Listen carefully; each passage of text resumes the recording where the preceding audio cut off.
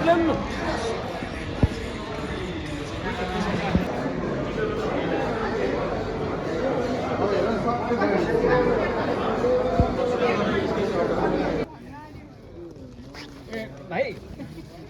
ओ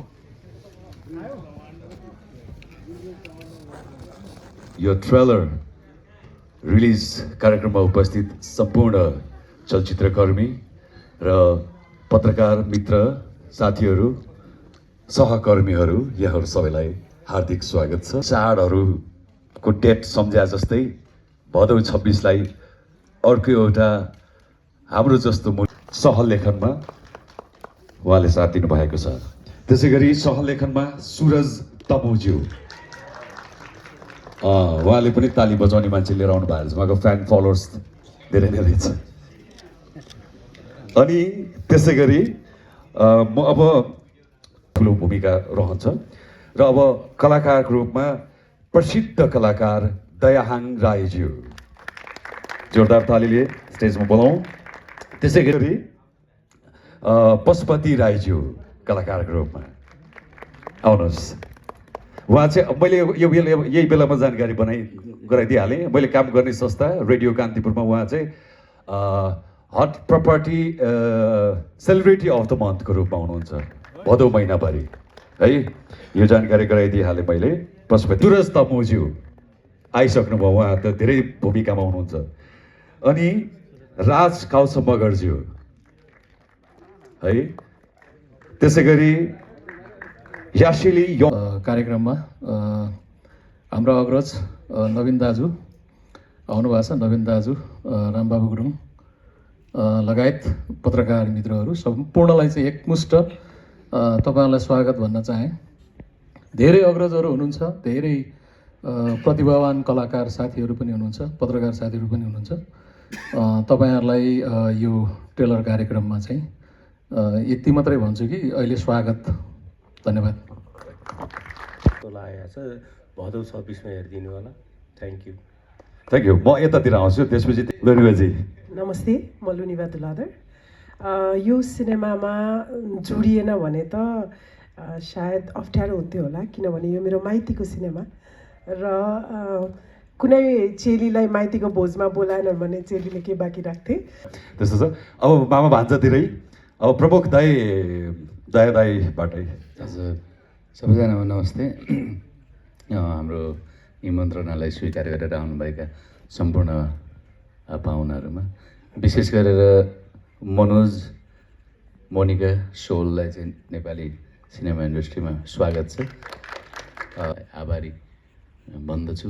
र बाँकी कुरा त भदौको 26 गते तपाईँहरूको नजिकै सिनेमा घरमा आउँछ, त्यति बेला हेरेर तपाईँहरूले फेरि पनि सपोर्ट गरिदिनु होला। अहिले ट्रेलर पनि आइसक्यो कि थाहा छैन युट्युबमा, त्यसलाई पनि यसो सेयर गरेर हाम्रा शुभचिन्तकहरू माझ पुर्याइदिनु होला भन्न चाहन्छु। धन्यवाद। Thank you. अब मान्छे दाइलाई भन्नुभन्दा अगाडि अब जस्तो नेपालमा यस्ता यस्ता फिल्महरूले शेषपछि हजुरआमाले जुन पेन्सन पाउनु भएन त्यो घटनाले चाहिँ मलाई स्ट्राइक गरिरहेको थियो। अनि पछाडि फेरि मेरो सानी आमाको श्रीमान बितेपछि सानी आमाले चाहिँ फेरि त्यो पेन्सन पाउनु भएन। अनि झन् मलाई चाहिँ होइन यो कथा त अगाडि आउनुपर्छ भन्ने हिसाबले हामीले केही अध्ययन अनुसन्धानको लागि इन्डियन पेन्सन क्याम्पसम्म जाँदाखेरि लगभग 8,000 भन्दा बढी त गोर्खालीहरूको मुद्दा नै रहेछ समस्याको रूपमा। तर जुन यो श्रीमतीको जुन पेन्सन नपाउने जुन केस छ त्यो चाहिँ 1500 भन्दा बढी चाहिँ केसहरू चाहिँ अझै पनि उहाँले चाहिँ हेरिसक्नु भएको रहेछ। त्यसले गर्दाखेरि कम्तीमा पनि हामीले यो कथाहरू भन्यौँ भने अबका लाउरे दाजुभाइहरूलाई कम्तीमा पनि यस्तो खालको मिस्टेक गर्नु हुँदैन रहेछ है भन्ने खालको कुराहरू चाहिँ पुग्छ कि भन्ने हिसाबले पनि हो। अन्य धेरै कुराहरू चाहिँ हजुरहरूले हेरेर नै व्याख्या गर्न सक्नुहुन्छ होला, म त्यति धेरै व्याख्या गर्न पनि सक्दिनँ। र अब यो सिनेमा निर्माणको लागि मलाई प्रश्न त अब यता हाम्रो भाइलाई नै होला होइन, यतै सोद्धाखेरि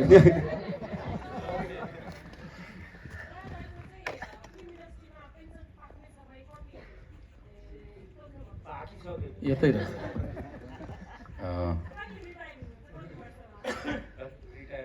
रिटायर हुने जागिर खाने इच्छा भएको भए चाहिँ म एक्टर बन्दिनँ थिएँ।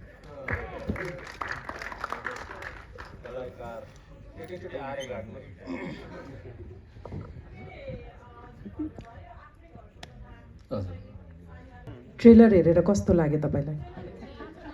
मेरो पात्र चाहिँ कस्तो लाग्यो तपाईँलाई? छुच्ची नै लाग्यो मान्छेलाई? त्यसो भए छुच्ची, जे मनपर्छ त्यही। हजुर,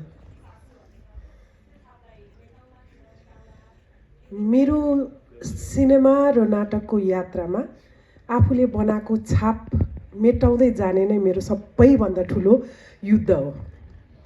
किनभने नेपालमा सबैले टाइपकास्ट गरिदिन्छ, स्टेरियोटाइप गरिदिन्छ।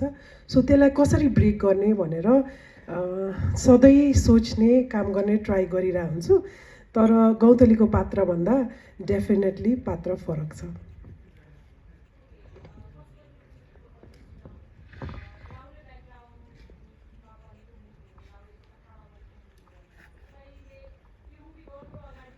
त्यो भएको हुनाले मलाई त्यो मैले यसपल्ट अगाडि चिनेको लाउरे र अहिले पेन्सन पट्टा गरिसकेपछिको लाउरेमा त्यस्तो केही पनि फरक छैन। मानवता भन्ने कुरा अथवा मानवीय स्वभाव भन्ने कुरा चाहिँ प्राय सबैतिर त्यही नै हुन्छ होला।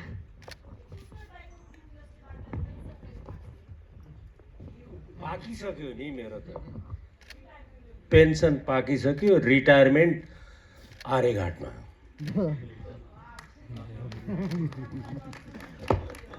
फिल्ममै खेलिरहेको छु, नाटकै गरिरहेको छु, तपाईँहरूकै सामने उभिरहेको छु, मरेपछि त्यहीँ पुग्छु, जो पनि त्यहीँ पुग्छु।